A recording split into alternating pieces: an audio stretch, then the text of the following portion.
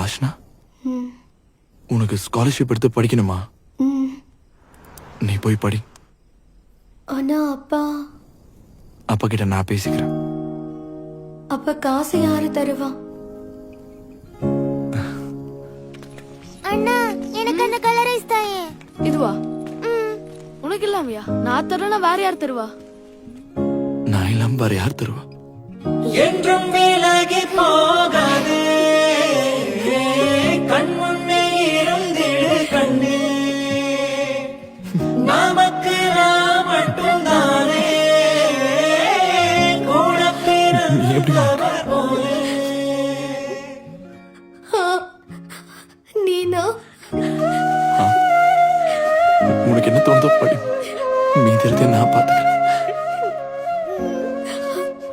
அழுகாத.